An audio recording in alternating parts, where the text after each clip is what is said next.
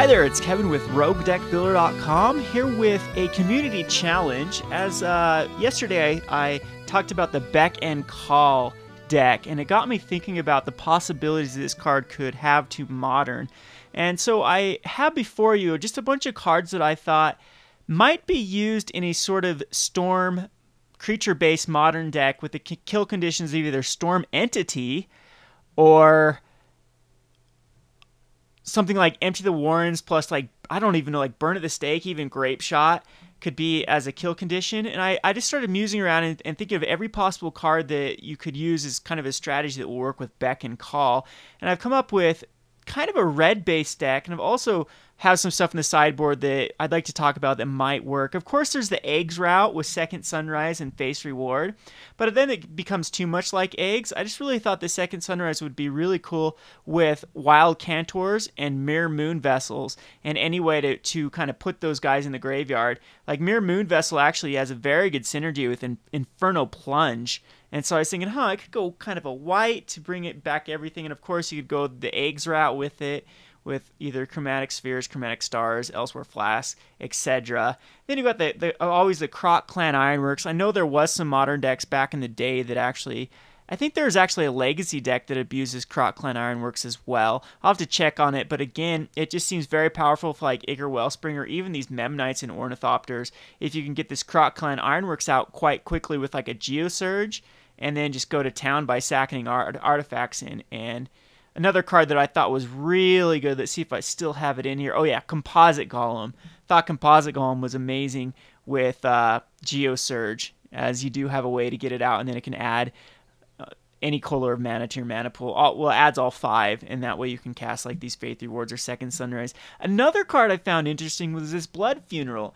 Or Blood Funnel, sorry. Blood Funnel is non-creature spells cost 2 less to cast, and whenever you cast a non-creature spell, you have to sacrifice a creature. Well, that's fine if you have a bunch of these 0 casting cost creatures, and I thought this might have good synergy with like Faith's Reward. So that's another thing that, the Croc Clan Ironworks could get that out a bit quicker, or yeah, I don't know. I just think that this might have some synergy somewhere. Altar's Reap also look good, as it's another way to draw cards off of a sack creature, but it probably isn't powerful enough for Modern. And of course, Viscera Seer gives you another sack outlet for the Second Sunrise strategy.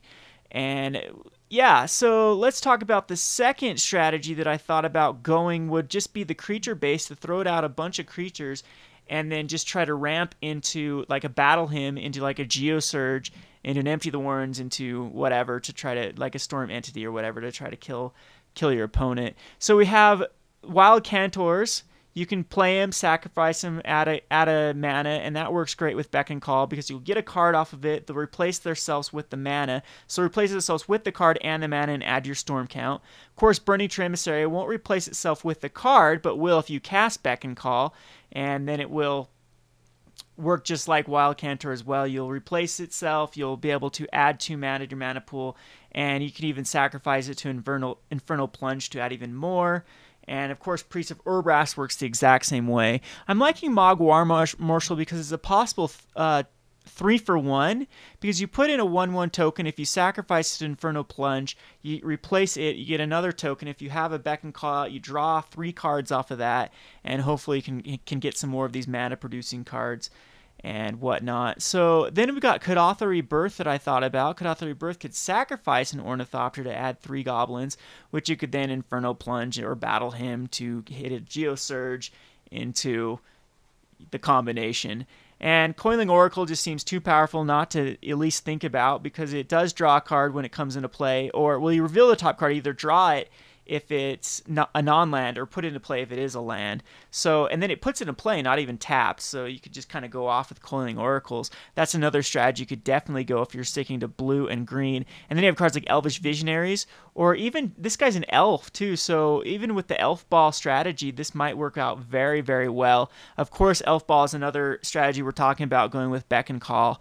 And of course, Fairy Imposter seems like it just has too much synergy with like Burning Emissaries or Priest of Urbrass when you do ramp up. The only problem is blue, and everything needs to kind of work off red. And the cool thing about Priest of Urbrass, Burning Emissaries, and Wild Cantors is they all do work very well off red for this Geosurge. So, yep. that is basically what I'm musing around with. Here, my mana producers are Inferno Plunge, Battle Hymn, and Geosurge. I'm thinking this Chancellor of the Forge actually might be pretty good because it's the exact mana that Geosurge casts.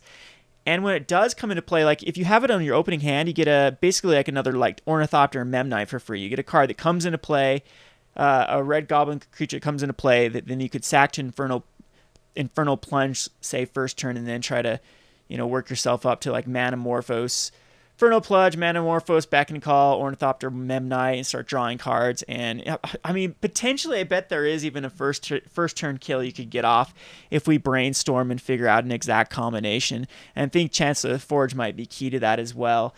And Empty the Warrens is also just it's a good finisher. I guess you could think about running the haste or goblin guy that gives everything haste, but if that was the case, I'd probably want to go more of a mana dork elf ball type version. But that definitely, you could go red, green, blue for an elf ball with, let's say, Mogwar Marshals, and even the hasty dude that just came out of Gatecrash that gives all your mana dorks haste. So you go like Noble Hierarchs and Birds of Paradise and Elvish Archdruids and Llanowar Elves and etc., to try to draw your entire deck and eventually kill with, like, who knows, you could even kill with a Battle Hymn, Burn at the Stake, or whatever. I just think the combinations are infinite here. I'm really gonna try to muse around with this and try to make this kind of a unique deck. But I'm gonna open this up again to the community. So let's focus on this, and we got quite a bit of time before Beck actually comes out. And even if we don't use Beck and Call, I think that this might be a strategy that hasn't quite been fully developed yet with all these different cards that I have here. So just check over this list. Maybe I'll link it to a site or something, but if not, you can always just look at it YouTube and just look over the cards and see what they do. And let's see if we can brew something cool, and another unique modern, combo build that we can brew, and see if we can do this as a community. Anyway, this is Kevin from Roguedeckbuilder.com. Thanks for watching. I'll have some more some more Dragon Maze spoilers here shortly.